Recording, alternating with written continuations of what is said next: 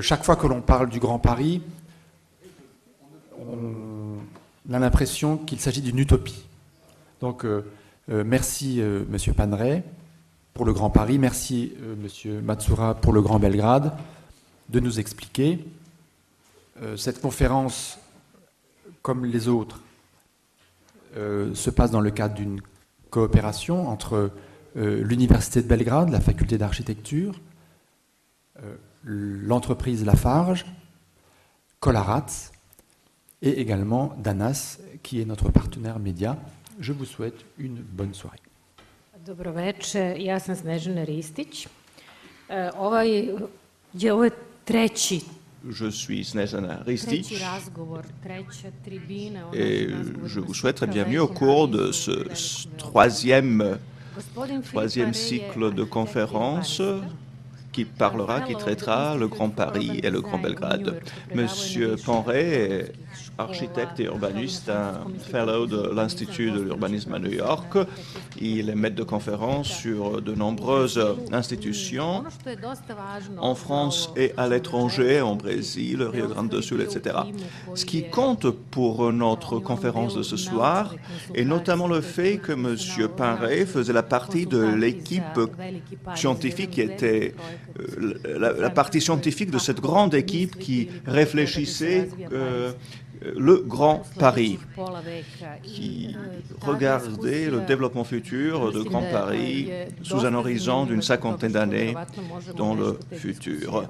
Il y aura des leçons à retirer de ces discussions sur le Grand Paris. Il y a des choses qu'on puisse apprendre et utilisé dans notre considération, sur le Grand Belgrade. M. Paneret est également auteur de plusieurs ouvrages dans Paris Métropole, Formation de Grand Paris, etc.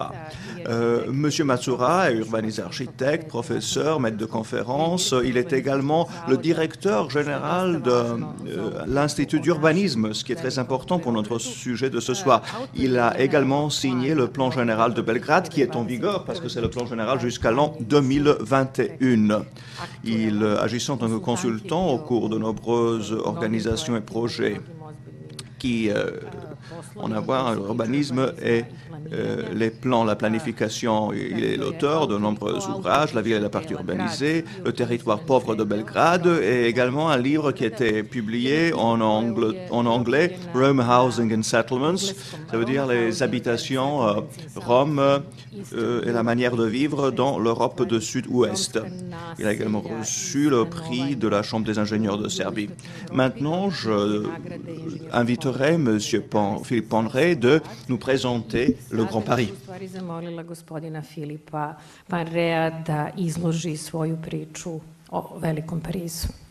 L'affaire du Grand Paris est une affaire assez complexe parce que c'est à la fois une très vieille histoire et en même temps quelque chose qui est qui s'est cristallisé assez récemment.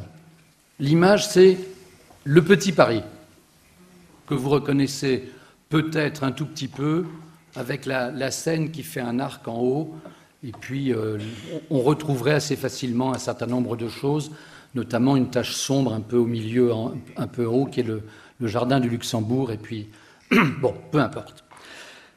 Je crois que si on veut comprendre pourquoi est-ce qu'on parle depuis quelques années de la question du Grand Paris, il faut dater tout ceci d'un choc qui est la compétition entre Paris et Londres pour l'organisation des Jeux Olympiques de 2012, de cette année, compétition qui a été perdue par Paris, il me semble que c'était en 2006.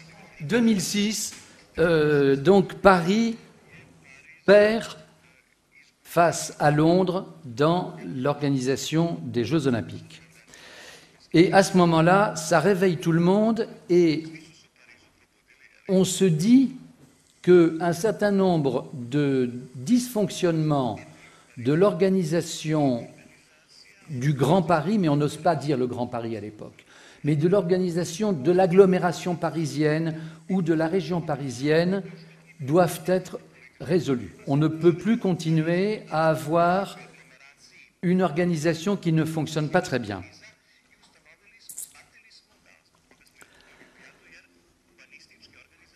À vrai dire, les choses avaient commencé un petit peu avant, mais les oppositions ou les rivalités politiques ou les rivalités entre les personnes faisaient que chacun restait de son côté en disant « non, non, je ne veux pas m'occuper, je ne veux pas parler à celui-ci, etc. etc. » Et donc, 2006, d'un seul coup, supprime les inquiétudes, les rivalités ou les hostilités, et tout le monde se dit il faut commencer à s'organiser.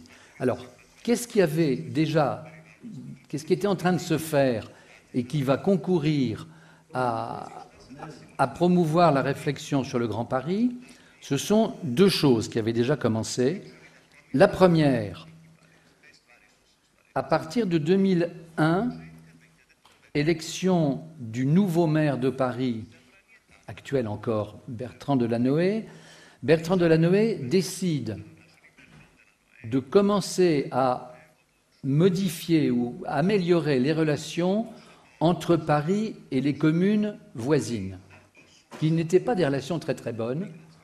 Et d'un seul coup, lui dit écoutez, on va essayer plutôt de faire des choses ensemble et d'arranger nos relations.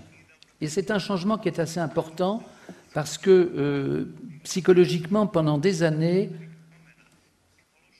les élus et les habitants des communes à l'extérieur de Paris avaient un peu l'impression